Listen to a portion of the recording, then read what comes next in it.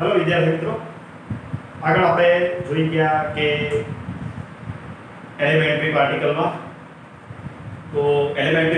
આપણે બેઝિક માહિતી આપણે થોડી જોઈ હતી. એના અંદર આપણે પાર્ટિકલથી આપણે શરૂઆતથી આપણે જોયું. સપોઝ આ કોઈ મેટલ છે, આ મેટલના ભાગ કરો. સપોઝ આટલા ભાગની અંદર આપણે સાઈડમાં લાવી, આ ભાગની અંદર જે આપણો ટપકા જેટલો ભાગ છે એને તમે સ્પ્રેડ આઉટ કરો. જુઓ એના અંદર શું છે, આ પાર્ટિકલની અંદર શું છે, નવા કંઈક પાર્ટિકલ પડે છે. એટલે આપણે અહીંયા આગળ જોયું કે આપણે આનું કણ જોયું, મેટલનું. કણની અંદર આપણે શું જોયું, એટમ જોયો. એટમની અંદર આપણે શું જોયું, ન્યુક્લિયસ જોયું. ન્યુક્લિયસની અંદર આપણે જોયું કે શું હોય છે, તો પ્રોટોન હોય છે, ન્યુટ્રોન હોય છે અને ઇલેક્ટ્રોન હોય છે. આ ત્રણ વસ્તુ આપણે જોઈ હતી. ત્યારબાદ આપણે હવે આગળ આવીએ કે પ્રોટોન ન્યુટ્રોનની અંદર આપણે વસ્તુઓ જોઈ એલિમેન્ટરી પાર્ટિકલમાં કે પ્રોટોન અને ન્યુટ્રોન એનું બંધારણ 6 પ્રકારે હોય છે એલિમેન્ટરી પાર્ટિકલમાં. અને હવે આપણે જે બીજી એક વસ્તુ છે ઇલેક્ટ્રોન, એ પ્રકારના જે એલિમેન્ટરી પાર્ટિકલ છે એવા 3 છે ટોટલ. આ 6 છે, જેમાં up quarks, down quarks, strange charm, top and bottom એ પ્રકારના જે છે એ, જેની અપ ક્વાર્ક્સ અને ડાઉન ક્વાર્ક્સની આપણે સ્પિન જાણીએ છીએ, જે એનો ચાર્જ જાણીએ છીએ. 2/3 હોય તો અપ ક્વાર્ક્સ હશે, -1/3 હશે તો ડાઉન ક્વાર્ક્સ હશે. અને આ જે 3 છે એના અંદર પણ આપણે જોઈએ તો એના અંદર શું શું હતું આપણે, તો એલિમેન્ટરી પાર્ટિકલમાં ઇલેક્ટ્રોન, મ્યુન એન્ડ ટાઉ. અને આના અંદર જે ન્યુટ્રિનો પાર્ટિકલ જે છે એના અંદર હતું ઇલેક્ટ્રોન ન્યુટ્રિનો, પાઈ ન્યુટ્રિનો, મ્યુન ન્યુટ્રિનો અને ટાઉ ન્યુટ્રિનો. એ પ્રકારે આપણને બીજા 6 આપણને આ પ્રકારે જોવા મળતા. હવે અહીંયા આગળ આપણે જોઈએ કે એલિમેન્ટ સબ એટોમિક પાર્ટિકલ ની અંદર, સબ એટોમિક પાર્ટિકલ ઇલેક્ટ્રોનિક્સ એક સબ એટોમિક પાર્ટિકલ છે. એના અંદર આપણે જોઈએ તો સબ એટોમિક પાર્ટિકલમાં એક છે ઇલેક્ટ્રોન અને બીજા છે હેડ્રોન. હવે સબ એટોમિક પાર્ટિકલમાં આપણે જોઈએ ધારો કે અપ ક્વાર્ક્સ, ડાઉન ક્વાર્ક્સ એ બધી ફેમિલી જે છે હેડ્રોન છે. અને જે ફેમિલી આપણે વિચારીએ, આપણે જે એટમની વાત કરવાની છે એની વાત કરીએ તો એ છે ઇલેક્ટ્રોન અને ન્યુટ્રિનોના જે ફેમિલી આવે છે એને આપણે લેપ્ટોન કહીએ છીએ. હવે લેપ્ટોન નંબર જે છે do not respond to strong interaction, એટલે કે સ્ટ્રોંગ ઇન્ટરેક્શન નથી. આપણે દુનિયાની અંદર 4 પ્રકારના ફોર્સ જોવા મળે છે. 4 પ્રકારના ફોર્સ કયા કયા છે, તો એક છે સ્ટ્રોંગ ન્યુક્લિયર ફોર્સ,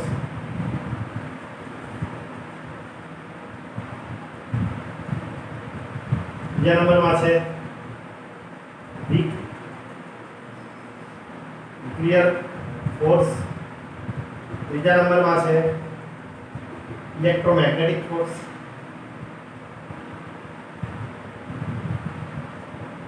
અને ચોથા નંબરમાં છે ગ્રેવિટેશનલ ફોર્સ. તો આ પ્રકારે 4 પ્રકારના આપણને ફોર્સ જોવા મળે છે. એમાં do not respond to strong interaction, એટલે કે આ સ્ટ્રોંગ ફોર્સ નથી, કેવું છે, વીક ફોર્સ છે. બરાબર. તો આપણે વીક ફોર્સની આપણે વાત કરી કે સ્ટ્રોંગ ફોર્સ ને કઈ રીતનું છે. તો લેપ્ટોન ફેમિલીની અંદર આપણને 6 પ્રકારના જોવા મળશે. તો 6 પ્રકારની અંદર આપણે જોઈએ તો લેપ્ટોન્સની અંદર એક હશે ઇલેક્ટ્રોન, બીજા નંબરમાં મ્યુન, ત્રીજા નંબરમાં ટાઉ. આ છે ઇલેક્ટ્રોન ફેમિલી. ઇલેક્ટ્રોનની અંદર આપણે વાત કરીએ છીએ ઇલેક્ટ્રોન, મ્યુન અને ટાઉ. પહેલા નંબરમાં આપણે જો ન્યુટ્રિનોની વાત કરતા હોય, ન્યુટ્રિનો તો શું છે એમાં, ઇલેક્ટ્રોન ન્યુટ્રિનો. બીજા નંબરમાં છે મ્યુન ન્યુટ્રિનો, ત્રીજા નંબરમાં છે ટાઉ ન્યુટ્રિનો. આના અંદર આપણે આનું ચાર્જની અંદર જો વાત કરીએ તો જે આ છે એ ચાર્જ છે અને આ જે છે એ ન્યુટ્રોન છે, આ જે છે ચાર્જ છે આ છે ન્યુટ્રોન. હવે આના અંદર આપણે એના માસની વાત કરીએ તો સૌથી વધારે આનું ટાઉનું માસ હશે. એવી રીતે ન્યુટ્રિનોના ટાઉનું માસ સૌથી વધારે છે આ ફેમિલીમાં, અને આ ફેમિલીમાં પણ આ ટાઉનું માસ. ટાઉનું માસ જે છે એ એના પછીનું જે માસ છે એ મ્યુઓનનું છે, અને સૌથી હલકો કયો છે તો એ છે ઇલેક્ટ્રોન. એવી રીતે ટાઉ પછી અહીંયા પણ ટાઉ ન્યુટ્રિનો પછી મ્યુઓન ન્યુટ્રિનો માસ આવશે, મ્યુઓન ન્યુટ્રિનો પછી ઇલેક્ટ્રોન સૌથી હલકો આવશે. તો આની ફેમિલીની જો આપણે વાત કરીએ તો આપણે એક એક વસ્તુ આપણે સમજતા જઈએ. તમને એક ચાર્જ બતાવું તો આ પ્રકારે એલિમેન્ટરી પાર્ટિકલની આપણે ફેમિલી, આપણે ઇલેક્ટ્રોન પાર્ટિકલની આપણે ફેમિલી. તો ઇલેક્ટ્રોન ફેમિલી આપણે જોઈ કે ફર્સ્ટ નંબરમાં ઇલેક્ટ્રોન, એના પછી ઇલેક્ટ્રોન ન્યુટ્રિનો. એટલે આ જે છે એ ફર્સ્ટ જનરેશનમાં છે, એટલે કે સૌથી પહેલા આ શોધાયા હતા. પહેલા ઇલેક્ટ્રોન શોધાયો, પછી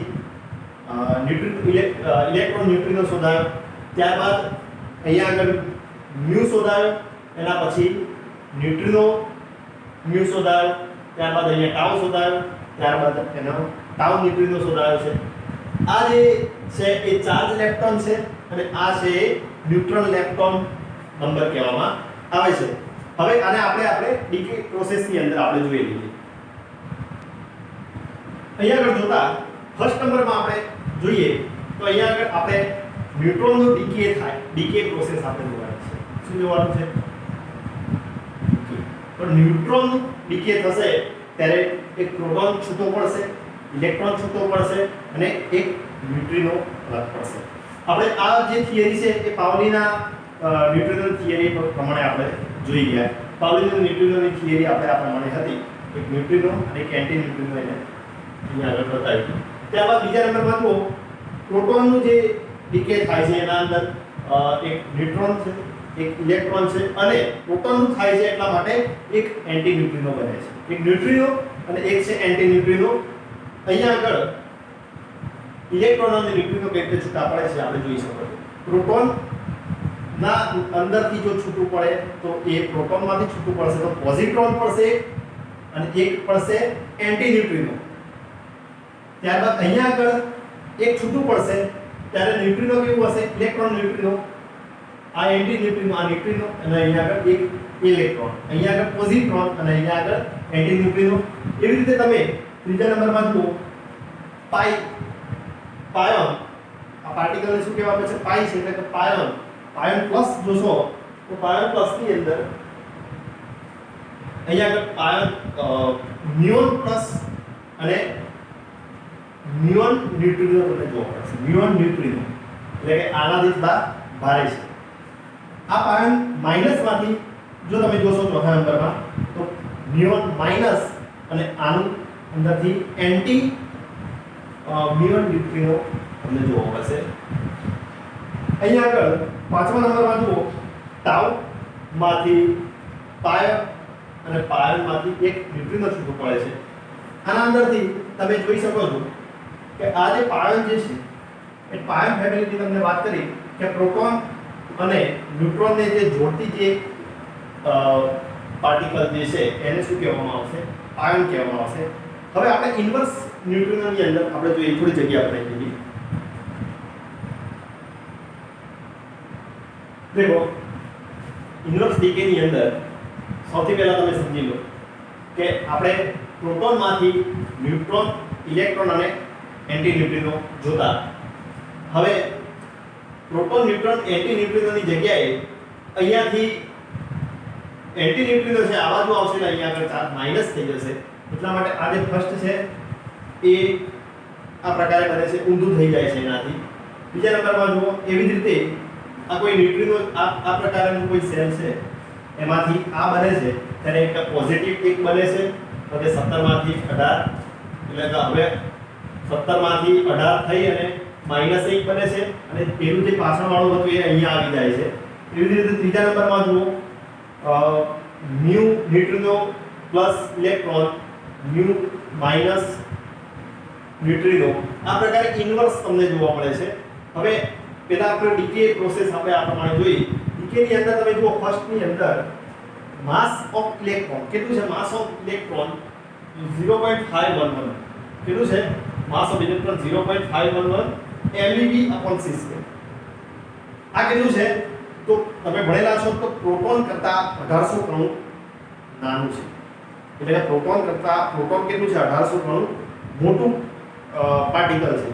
તો હવે બીજા નંબરમાં જુઓ મ્યુઓન. આપણે જાણીએ છીએ તો મ્યુઓન પાર્ટિકલ એ ઇલેક્ટ્રોન કરતા થોડું હેવી છે. તો અહીંયા આગળ પ્રોટોન નું જે માસ છે એના ભાગાકારમાં 10 એટલે કે જે મ્યુઓન પાર્ટિકલ કરતા પ્રોટોનનું પાર્ટિકલ 10 ગણું હેવી છે. એટલા માટે અહીંયા આગળ આપણે પ્રોટોન કરતા આટલું હેવી છે 10 ગણું એટલે આપણે બાય 10 લખીએ છીએ.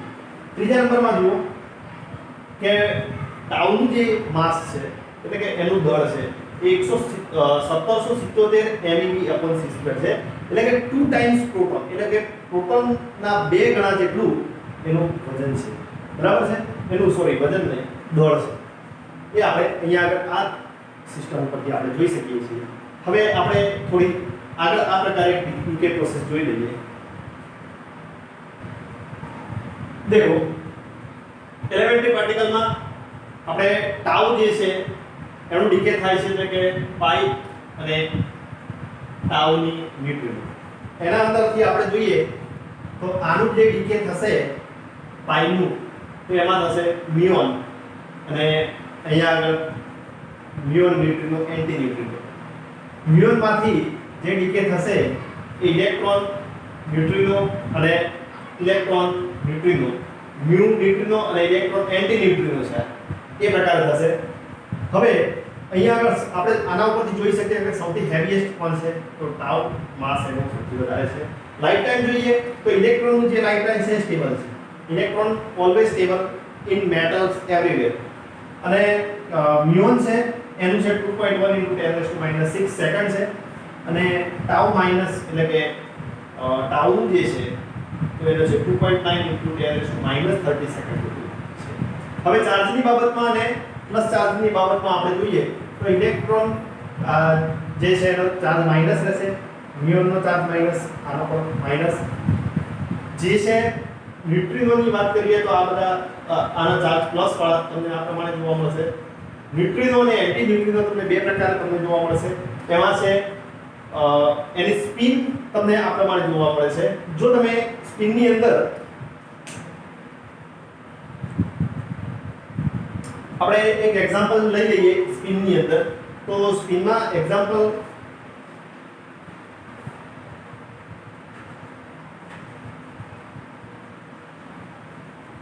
સમજતા જઈએ તો અહીંયા આગળ આપણી પાસે લેફ્ટ હેન્ડ સાઈડ રૂલ છે. એટલે કે લેફ્ટ હેન્ડ સાઈડ એટલે આપણે ડાબો હાથ લેવાનો છે. આ ડાબા હાથની ડાયરેક્શન લેવાની છે, આ ડાયરેક્શન. અને આ થશે એની સ્પિન.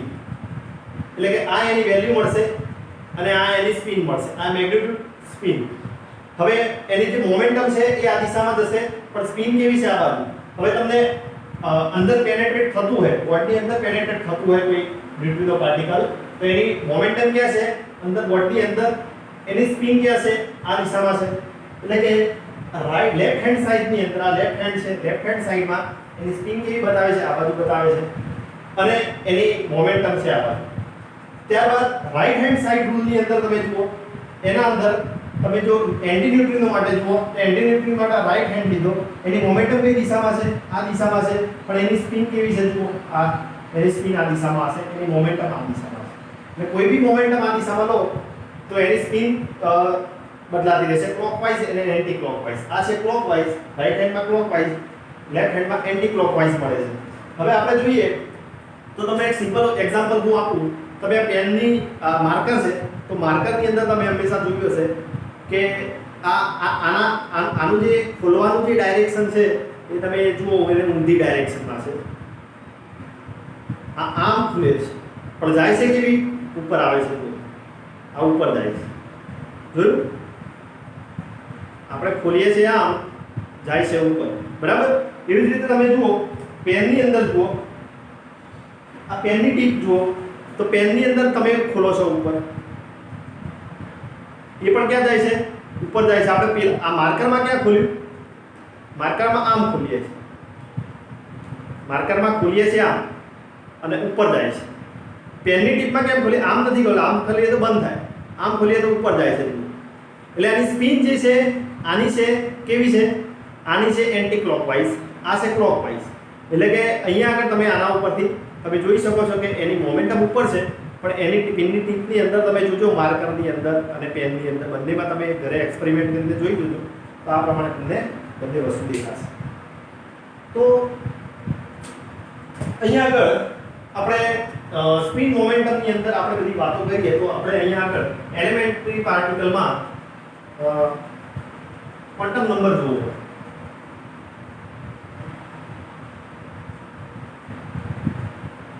ક્વોન્ટમ નંબર તમને ચાર પ્રકાર જોવા મળે છે: n, l, ml અને એક છે ms. n છે એ તમારી પાસે છે principal quantum number, principal quantum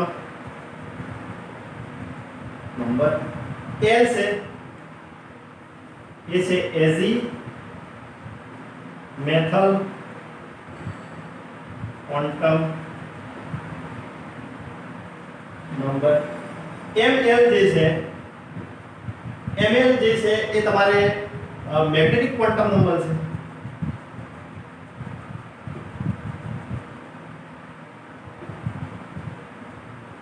તથા આ જે છે આ શું છે? એ સ્પિન છે, સ્પિન ક્વોન્ટમ નંબર. આ તમે બધું ભણી ગયા છો. પ્રિન્સિપલ ક્વોન્ટમ નંબરની અંદર તો અહીંયા આગળ આપણે જોઈએ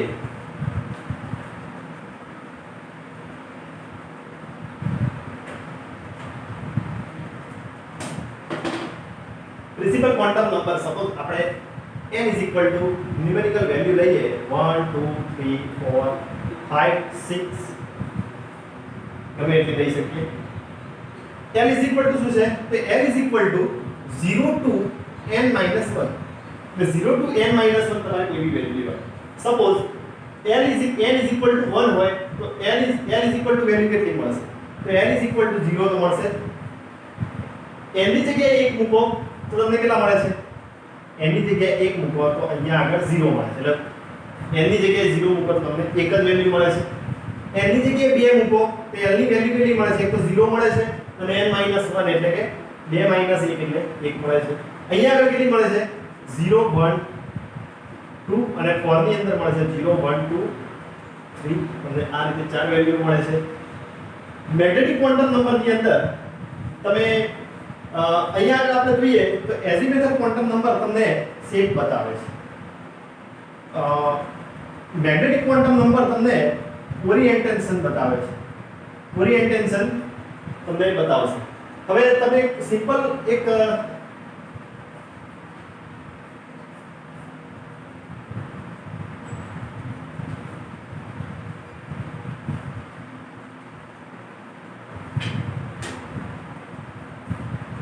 અહીંયા આગળ આપણે સિમ્પલ એક લઈએ. સપોઝ અહીંયા આગળ કન્ડિશન લઈએ. જો આપણે દર્શાવતા કે એઝિમેથલ ક્વોન્ટમ નંબરની અંદર એટલે કે l ની અંદર આપણે બતાવતા કે અહીંયા આગળ 1s પછી 2s 2p 2 બતાવે છે. ટોટલ કેટલા છે? આ 1 આ 2 આ 3 ને આ 4. અહીંયા આગળ કેટલા છે? 3s 3p 3d spd પછી 4 છે તો 4s 4p 4d 4f ને આ પ્રકારનું તમને મળે છે. હવે l ની વેલ્યુ તમે લઈ લો કે પહેલામાં કેટલી છે? 0 છે. બીજા નંબરમાં 0 અને 1 છે. બીજા નંબરમાં 0 1 2 0 1 2 3 આ પ્રમાણે તમે વેલ્યુ લખી અને spd એઝિમેથલ ક્વોન્ટમ નંબર તમે નક્કી કરતા. હવે આના અંદર તમે સ્પિનની અંદર જો વાત કરીએ તો એ પછીની વાત છે. તો આને આપણે દર્શાવવું હોય તો આનું ઓરિએન્ટેશન કેટલું હશે, મેગ્નેટિક ક્વોન્ટમ નંબર કઈ રીતનું હશે, તો આપણે સપોઝ અહીંયા આગળ બતાવીએ આ કોઈ કેન્દ્ર છે, આ છે ફર્સ્ટ ઓર્બિટ, એના પછી આવશે સેકન્ડ ઓર્બિટ. હવે જે ફર્સ્ટ ઓર્બિટ છે તો n = 1 તો n = 1 હોય તો n = કેટલા મળશે 0. n = 2 હોય તો n = કેટલું મળશે, n = 2 તો n = 0 અને 1 આ પ્રકારે મળશે તમને. તો અહીંયા આગળ આપણે એવું પાઉલી એવું કીધું છે કે કોઈ બી કક્ષામાં કોઈ બી બે ઇલેક્ટ્રોન રહી શકે. તો શરૂઆતની ફર્સ્ટ કક્ષાની અંદર એની ઇલેક્ટ્રોનની સંભાવના કેવી છે, આટલા અંદર છે, એની ડેન્સિટી આટલી રહેશે કે એટલાની અંદર એ સમાઈ શકશે ફર્સ્ટ ઓર્બિટની અંદર. સેકન્ડ ઓર્બિટમાં આ પ્રમાણે હશે. તો અહીંયા આગળ n = 1 હોય તો n = 0 એની એઝિમેથલ ક્વોન્ટમ નંબર તમને મળશે. એટલે કે અહીંયા આગળ ફર્સ્ટ ઓર્બિટમાં બે ઇલેક્ટ્રોન હશે, સેકન્ડની અંદર n = 0 1 છે. તો અહીંયા આગળ તમે બતાવી શકો કે આ 1s 0 પછી આ 2s તમે આના અંદર લઈ શકો છો. પછી જે p નું જે આવે છે, p નું જે તમારે ઓરિએન્ટેશન બતાવવાનું હોય છે એ તમારે p નું જે ઓરિએન્ટેશન છે આ x લઈ લીધે, આ y, આ z. તો અહીંયા આગળ તમારે ડંબેલ આકારમાં આવશે, અહીંયા આગળ પણ આવે, અહીંયા આગળ પણ આવી શકે. તો આ પ્રકારે તમે એની ડેન્સિટી જોઈ શકો કે અહીંયા આગળ ઇલેક્ટ્રોનની પ્રોબેબિલિટી સૌથી વધારે હશે. અહીંયા આગળ રહેલા ઇલેક્ટ્રોનની આપણે કોઈ વાત કરતા નથી કે ત્યાં હોય કે ના હોય, આપણે સૌથી વધારે ન્યુક્લિયસની આજુબાજુ રહેલા ઇલેક્ટ્રોનની આપણે કક્ષાઓ જોવાની છે. તો એના અંદર તમે આ પ્રમાણે જોઈ શકો છો. ત્યારબાદ આપણે વાત કરીએ સ્પિનની. તો સ્પિન શું છે, તો આના પછી આપણે ઓરિએન્ટેશન પછી સ્પિન આવે. તો સ્પિન શું છે, તો આપણે હિલિયમ ન્યુક્લિયસ જોઈ લઈએ. 2He4 હિલિયમની અંદર જો વાત કરીએ તો બે પ્રકારના પ્રોટોનની સંખ્યા કાં તો બે પ્રકારના ઇલેક્ટ્રોન. અહીંયા આગળ આ ન્યુક્લિયસ લીધો હિલિયમનો, અહીંયા એક ઇલેક્ટ્રોન, અહીંયા ઇલેક્ટ્રોન. પાઉલીનો એક્સક્લુઝનનો પાઉલી